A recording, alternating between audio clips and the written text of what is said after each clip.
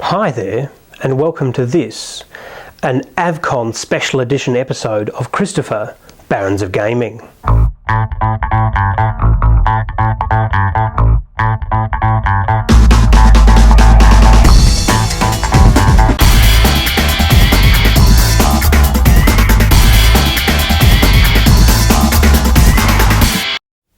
On this special edition of Christopher Barons of Gaming, I'll be talking about AVCon 2015 and the highlights of the cosplay, some of the films, some of the stars who attended, as well as my own little bit of photography and video. So there were three main guests at AVCon 2015. They were Jennifer Hale, Yaya Han, and Eve Beauregard. Jennifer Hale you might know as what I like to call Lady Shepard, who is the female version of Commander Shepard from Mass Effect 3. Her panels were really interesting, discussing the voices she likes to do, her funny experiences, as well as some of her difficult experiences as a voice actor. I sat through a couple of these and they really were quite interesting. The first version of the voice in the first game had the sort of English accent to it, and then in the versions that came after it, of course, there was a different delivery. How did it feel to sort of do two different deliveries for the same character? At first it was a little disconcerting, but I just always surrender to what the creator says. You know, I do what the company says, what they ask for. We miss out on a lot of big celebrities and that sort of thing. Are there celebrities here? What? What? I'm here. Oh, hi! I'll do signings later, everybody. Nice. I actually also had a question about the script. It was more with like Mass Effect, or actually any of the dialogue roles you do. How often would you get to have a say in what gets portrayed?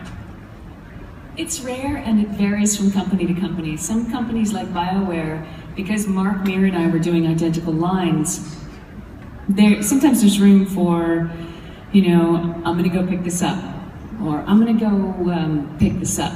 That in there would cause a bug and a problem in their system, because Mark and I have to match identically, so we're not allowed to vary one letter from what's on that page. Then you get something like a BioShock Infinite, where Oliver Vaquer, who plays my twin brother, we would get in there and we would just riff and we would go through it, and Ken Levine, the creator, would say, "What did you think?" And we'd kind of go back and forth and collaborate, and there was even some stuff where we would sing and we'd just kind of make it up as we went along, and it was wonderful. That there was more freedom in that system because the technical constraints were different. And so, yeah.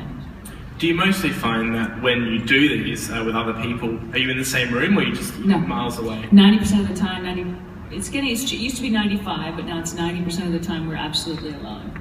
Yeah, unless it's motion capture, then we're all together and we're all pretending. It's just quite fun. Hi. Yaya Han is a professional cosplayer who was originally Chinese but lives in America. She started out as an amateur and gradually got more and more professional.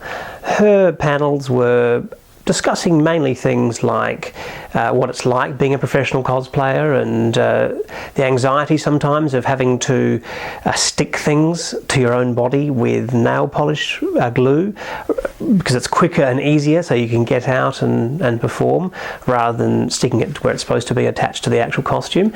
And it was very interesting as well as being a bit funny, and she did look fantastic. It affects the paint, and sometimes the reaction just will destroy all your efforts and you have to strip the paint and do it again. So I'm just, overall in general, I'm just like, I just hate painting. However... And last but not least is Eve Beauregard. Now she's a professional Australian cosplayer. Her highlight, as far as I'm concerned, is playing the live action version of Yennefer from The Witcher 3. I was lucky enough on the Friday preceding the AVCon event to interview Eve Beauregard on a one-on-one basis. So without further ado, here it is. Well, very pleased to meet you, Eve Beauregard. firstly, what do you think of Adelaide coming over here for AVCon? This is my second time in Adelaide this year, and I love it. I mean, the people here are so lovely. I'm always fed well, which makes me happy. And yesterday I spent the day drinking wine, eating cheese, and cuddling koalas. So what more can you really ask for? So you went to Cleveland then? Yes. Fantastic. It's always fun. Always fun. Well, you are a professional cosplayer. Yeah, isn't that a weird thing? It is. What made you get into cosplaying? So I have two older brothers who are both massive nerds, and they took me to a convention when I was very young, and I saw these people in costume, and I was like, they're rock stars to me. I want to be like that. So I decided, get started, and it's been a downward spiral into addiction ever since. And what do you find most enjoyable about cosplaying? That's such a tough question, because there are so many things about the hobby and the industry that are really lovely. But I think above all else, it's the community. It's this real sense of camaraderie amongst all these people. You can meet a complete stranger at a convention, and because you're cosplaying from the same thing, suddenly you're best friends, and nothing really beats that. Fantastic. Well, you've cosplayed Elizabeth from Bioshock. Yes. You've cosplayed Velma from Scooby-Doo, and I have to say that's awesome because she's my favourite character from Scooby-Doo. Harley from Batman, and Lara Croft from Tomb Raider, and a few others. But who's your favourite? It's like asking someone to choose their favourite child. It is so hard, because not only every character is important to you, but every costume has like so much sentimental value, and you work so hard on them that it's really hard to choose a favourite. But that being said, totally Poison Ivy. Okay, that's a pretty cool one, all right. And do you make your costumes yourself? I do, yeah. You do? Mm-hmm. In general, what do you make them from? Whatever they need to be made of, really. Okay. So, I studied fashion design, so I learned how to sew. I was sewing before that, but and I've since... cosplay teaches you the weirdest skill set. I know how to make armor, I know how to make props and all this kind of stuff, but the people in the cosplay community that just have the broadest array of unusual skills that if you need to make anything, you can either make it yourself or you know someone who can make it. So it's made of all kinds of stuff. Yeah, I must admit, I've never really done it myself. I did have a Spider-Man outfit once, but it was basically a cape. I was about 5 at the time. Do you play computer games? Yes. Okay, that's a very quick answer. What sort of computer games do you play? I love a good RPG. I mostly play games for story, so at the moment, obviously, I am neck deep in The Witcher 3. I'm diving back into Shadow of Mordor. Somehow I'm still playing Destiny, given the lack of story. I don't know why, but yeah. The Witcher 3 is awesome. I've done a review recently for The Witcher 3, and I've actually completed it twice. It's the best game ever. Completed it twice. 109 hours. Yeah, I think I've sunk like 160 hours into the game. Pretty easy to do.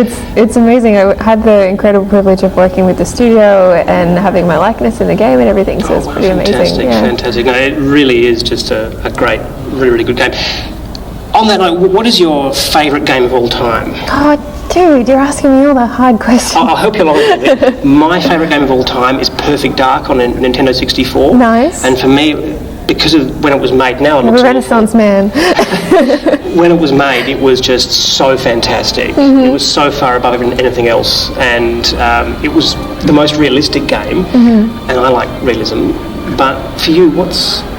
Yeah, I think there are a few games that mean a lot to me, but I think my favourite above all else is probably Bioshock Infinite, and I know it's a more recent game, so it's whenever people say that, they're like, oh yeah, but Bioshock Infinite for me, I just had such an incredible connection to not only the story, but just the aesthetic. It was gorgeous. It was just absolutely stunning. It was one of those games that I finished playing it and I was like, video games are art. Like, it's straight up, it's a piece of art. It's stunning. So, yeah, Bioshock Infinite. Fantastic. And have you played the continuation stories as well? Let's see. Yeah, I did. I must say, I really enjoyed them. I love the aesthetic, obviously, and the story was good, but I feel like none of them have the same impact that just my first playthrough really had on me. I completely agree. It's hard to beat that. Yeah, no, I completely agree. Like, I love that game so much. I've played it through quite a few times now, and on each playthrough I sort of found new things. Tell me, what platform do you like? Are you a fan of the PlayStation or Xbox or PC? Yeah, so I play on Xbox One, but I play on Xbox One because I have one. I can play on any console. I'm not part of like the console war group of people, and I would play on PC if my laptop could handle it. Okay, that's a pretty good answer. I've always been a Microsoft. Like, I've always had Xboxes growing up and everything. So I think it's just familiarity. No, that's absolutely fair enough. And look, I've like justifying. I'm like, Xbox, but it's okay. If you play on anything else, it's fine. One of the things about being a reviewer is you have to play everything on every platform, and it's they're all slightly different. But for me, I found that Bioshock Infinite for me on PC was awesome. I played Infinite on PC. Yeah. And the only reason I say that though is because the PlayStation and Xbox 360 versions at that stage just couldn't handle the perfect graphics that it had. Yeah, I am really glad that I played Infinite on PC just because of how stunning it was, just the environments. I would spend hours just like walking around staring at how gorgeous it was. Yes. I cried at the end. Yeah, I mean, I cried through the whole thing. I feel like I was just sobbing and playing the whole time. But yeah, in particular that moment when you're on the airship when Elizabeth locks herself away and she cuts her hair off, she puts on Lady Comstock's clothes and she comes out as this sort of young woman who has been forced into adulthood and taking agency over her own life and everything. It's awesome to have a female character like that who's not your typical strong female character who's there to kick ass and shoot aliens and all that kind of stuff, which meant those characters are cool too, but she's vulnerable and she's interesting and she's not a sex object and she's not a love interest. So yeah, and look, that is something which in computer games these days there is a bit of lacking of female protagonists, even though you're not really playing her as such, but still main it's a great thing too is that she's not the protagonist and yet somehow she is. Like, you know, suddenly you care so much more about her. I think that's definitely intentional because when you're playing first person you don't really see Booker that much. It's about him, but it's about Elizabeth. She's the key to the whole story. Absolutely. Very good answer. Could talk about Bioshock for hours. I know. Let's just do a Bioshock podcast. Look, I've already done that actually. Cancel AVCon. We're doing whole weekend. We'll be playing all the Bioshock games. Have you played the other ones as well? Yeah. So I played Infinite first, and I went back and played Bioshock 1 and 2. So they still don't mean as much to me as Infinite does. Though Bioshock 2 is good fun. Look, I agree with you. I find though the other two are just too dark. Yeah. I find that Infinite. You're not a fan of more gritty. It's what my colleague John and I call a lonely game, as in you have games where you actually start to feel a little bit like you're by yourself, or you'll play a game where you feel like you're in a group of people, and an example of that is Grand Theft Auto. There's so many people around that you sort of feel like you're part of a community. It feels like a social activity. Yeah, even if you're playing by yourself, whereas Doom, for instance, is very much a lonely game. You're just by yourself, just hacking and slashing. You know, I feel like that playing Shadow of Mordor. I feel like I get kind of depressed if I play it for too long. It's quite dark, it's quite heavy, and it's lonely. That's a good way to describe it. Yeah. Okay, well, I've got just a couple more questions. Sorry, I kind of took you off track there. No, it's all good. I have a fan who's asked me to ask a question. I put a thing out on Instagram and Facebook saying, anybody have any questions? And it's Comedy Refined has asked, what is your stance on squirrel rights? It's a hard-hitting question. It is. Very topical.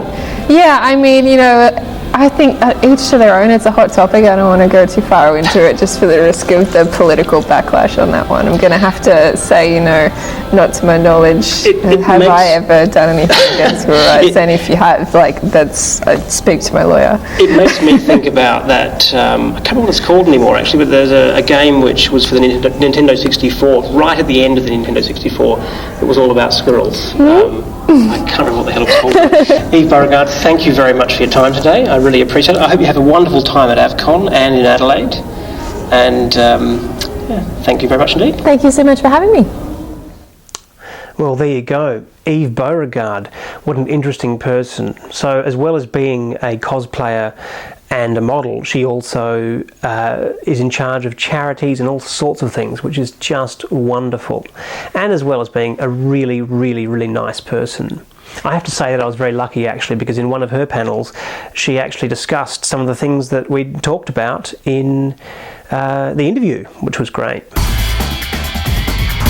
Now here come some of the highlights of AVCon 2015. So it's early in the morning at the moment, and I'm just getting ready to go and see AVCon, and it's very exciting, and she looks like a really good interview and panel show for this morning. About 10:30, not many people here yet, but it's looking good.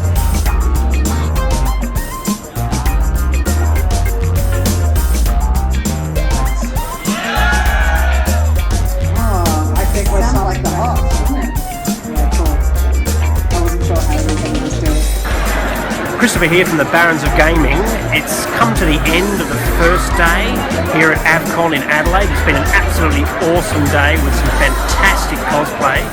Just been through the cosplay competition, all looking absolutely fantastic. We've both bought and made costumes. The made ones are absolutely fantastic and just looking brilliant, looking absolutely brilliant. Beauregard was hosting it then, and again looking fantastic, and it's just been overall been just a wonderful day. I am only 3 years old. What is in there? The Doctor! The Doctor is a known saboteur of Dalek operations. He must be found and destroyed. You will display wristband. Give one to me. Now! Now! Scanning! Scanning! Back it up, people! Dalek going in!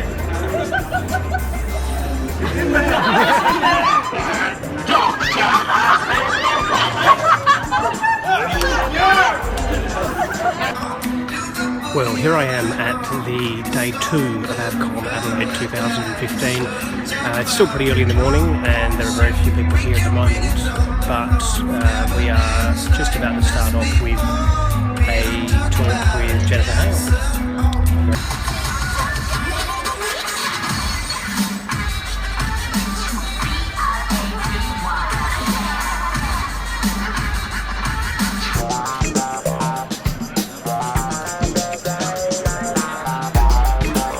Now I have to put a special shout out to Daniel from Nerd with a Heart, which is a fantastic podcast about computer games.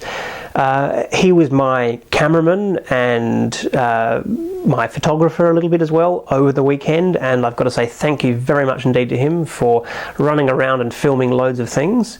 I couldn't have done at least Saturday anyway without him. It was really good. He held my camera for me while I did some video and all sorts of things like that, so thank you very much indeed. One of the things I just have to mention, which for me was really exciting, was that during one of the events I went and sat in an area for press people essentially, and there was only one seat available, so I went and sat down, and guess who happened to be sitting next to me? It was Hex from Good Game. So here's a photograph. Pretty cool. I feel pretty awesome. Well, that just about does it for this special AVCon edition of Christopher Barons of Gaming. Until next time... Listen to the Barons of Gaming and keep on gaming. That's right. Keep on gaming.